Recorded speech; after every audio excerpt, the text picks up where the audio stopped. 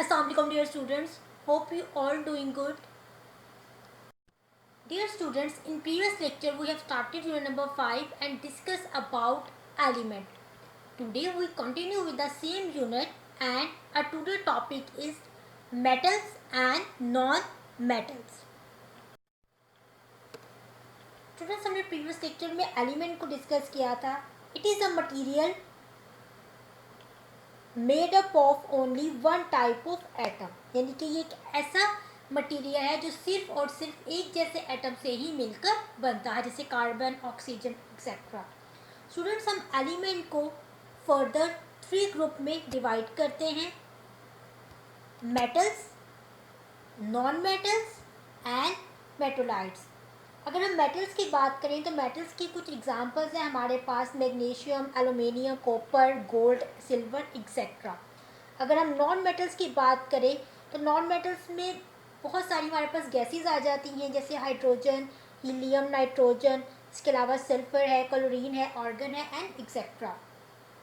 हम मेटल्स और non metal को बेसिकली इनकी प्रॉपर्टीज से रिकग्नाइज करते हैं.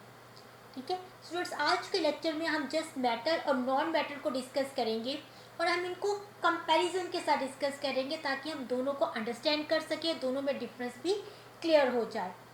ठीक है, मेटोलाइट के बारे में आपको इतना बता देती हूँ कि मेटोलाइट ऐसे एलिमेंट्स हैं जिनमें मेटल्स और नॉन मेटल्स दोनों की प्रॉपर्टीज़ जो है वो पाई जाती है, यानी कि they lie in between metals and non metals. Students, हम मेटल्स और नॉन मेटल्स की प्रॉपर्टीज़ को डिस्कस करेंगे. हम इनकी फिजिकल प्रॉपर्टीज़ को बेसिकली आज के लेक्चर में जो है वो डिस्कस करेंगे. सबसे पहले अगर हम मेटल्स की बात करें, मेटल्स में हमारे पास फर्स्ट प्रॉपर्टी है metals are lustrous. This mean they are shiny mostly when freshly cut. तो स्टूडेंट, जितने भी मेटल्स होते हैं हमारे पास, उनकी जो सरफेस होती है बहुत शाइनी होती है. ठीक है, स्पेशली जब इनको फ्रेशली कट किया जाता है, जैसे कि silver, gold, calcium, diamond. But अगर हम नॉन मेटल्स की बात करें तो जो नॉन मेटल्स हैं वो हमारे पास नॉन लिस्ट्रियस है, यानी कि ये शाइनी नहीं होते बल्कि ये डल होते हैं. ठीक है, एक्सेप्ट आयोडीन एंड कार्बन. ठीक है, इसके अलावा अगर मैं प्योर नॉन मेटल्स की बात करूँ जो डल होते हैं, उनमें हमारे पास सल्फर आ जाता है, फॉस्फोरस आ जाता है एंड एक्सेट्रा.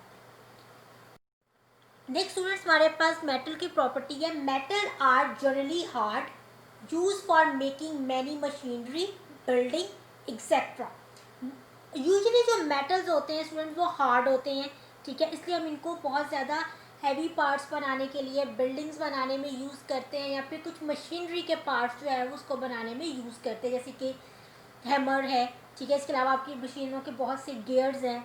ठीक है, कुछ जैसे कि फ़ैन होते हैं उसके पर हो जाते हैं. इसके अलावा कुछ मशीनरी पार्ट्स होते हैं except lithium, sodium and potassium. ये 3 ऐसे मेटल्स हैं जो हार्ड नहीं होते. ठीक है, अगर हम नॉन मेटल्स की बात करें, जनरली जितने भी नॉन मेटल्स हैं हमारे पास सॉफ्ट होते हैं एक्सेप्ट कार्बन यानी कि डायमंड के. जैसे कि आपकी जो एक पेंसिल है, ठीक है, उसका पेंसिल है. इसके अलावा आपके प्लास्टिक की बनी हुई चीज़ें या बहुत थिन वायर्स जो जिन चीज़ों में यूज़ होती है, सबके सब बेसिकली नॉन मेटल होते हैं क्योंकि ज़्यादा हार्ड नहीं होते. नेक्स्ट है student, metals have high density. This mean that weight per unit volume is high. यानी कि जो मेटल्स होते हैं ये डेंस होते हैं, इनका जो साइज़ होता है वो हैवी होता है except sodium, potassium, lithium etcetera. अगर हम नॉन मेटल्स की बात करें तो नॉन मेटल जो है उनकी डेंसिटी लो होती है. ठीक है, जैसे कि ये मुख्तलिफ जो है आपको पता है नॉन मेटल्स टैबलेट वगैरह में यूज़ होती हैं, जैसे कि सल्फ़र वगैरह. ठीक है, इसके अलावा ये बहुत सारी गैसेस है जो कि बहुत लाइट वेट है. ठीक है, जबकि अगर हम मेटल्स की जिनकी हाई डेंसिटी होती है उनकी बात करें तो जो आपकी हैमर वगैरह में, डंबल्स वगैरह में, पेन की निब वगैरह में सारी चीज़ें जो है वो बनाने में यूज़ होती हैं.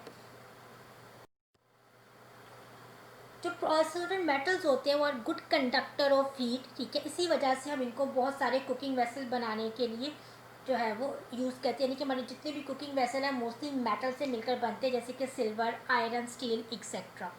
अगर हम मेटल्स की बात, जैसे कि मेटल्स हमारे पास गुड कंडक्टर ऑफ हीट है, लेकिन अगर हम नॉन मेटल्स की तरफ जाएँ तो non metal are not good conductor of heat, ठीक है। यही वजह है कि हम इसको जो है वो एक्चुअली ऐसे पार्ट में यूज़ करते हैं जिसको हम कुकिंग के दौरान पकड़ने के लिए यूज़ करते हैं, जैसे कि आपके मुख्तलिफ कुकिंग वेसल के हैंडल्स वगैरह, आपके बहुत सारे ऐसे स्पून्स के हैंडल वगैरह, ठीक है। इसके अलावा जैसे कि ऑर्गन है जो कि बल्ब वगैरह में यूज़ होता है, क्रेप्टॉन है जो कि फ्लोरेसेंट स्क्रीन वगैरह में यूज़ होता है या फ्लैश लैम्प में यूज़ होता है।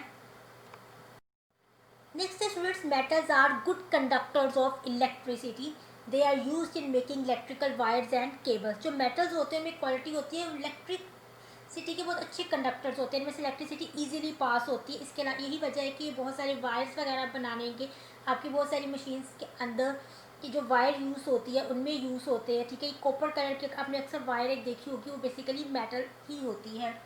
अगर हम नॉन मेटल्स की बात करें तो they are not good conductor of electricity, ठीक है। अब इसलिए हम इनको बेसिकली कवरिंग वगैरह के लिए तौर पर यूज़ करते हैं, यानी कि आपकी कोई भी चीज़ इलेक्ट्रिसिटी की कोई वायर है उसकी आउटर कवरिंग में इसको यूज़ करते हैं।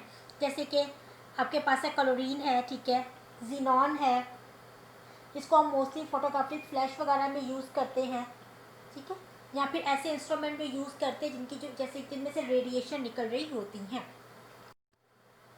स्टूडेंट जितने भी मेटल्स हैं इनमें इनके मेल्टिंग पॉइंट बहुत हाई होते हैं, यानी कि आसानी से मेल्ट यही करते हैं, इसलिए हम मेटल को हम बहुत ऐसी जगहों पे यूज़ करते हैं जहाँ पे हमें बहुत ज़्यादा हाई टेम्परेचर जो है वो प्रोवाइड होता है। जैसे कि आपके कुकिंग वेसल जितने भी होते हैं आप अक्सर उनमें बहुत हीट जो होती है आप उसको प्रोवाइड कर रहे होते हैं, तो वो बेसिकली मेटल्स होते हैं जैसे कि स्टील आयरन वगैरह जो आसानी से मेल्ट नहीं होते।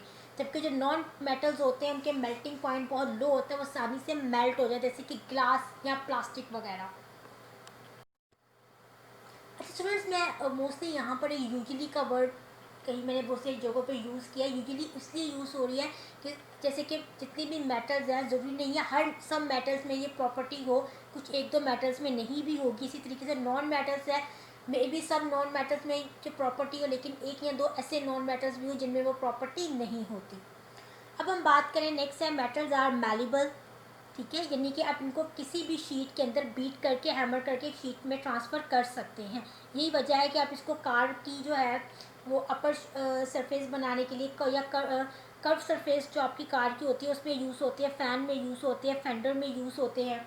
लेकिन जो आपके नॉन मेटल है स्टूडेंट वो ब्रिटल होते हैं, ठीक है, ये they break easily, so they are not malleable and ductile.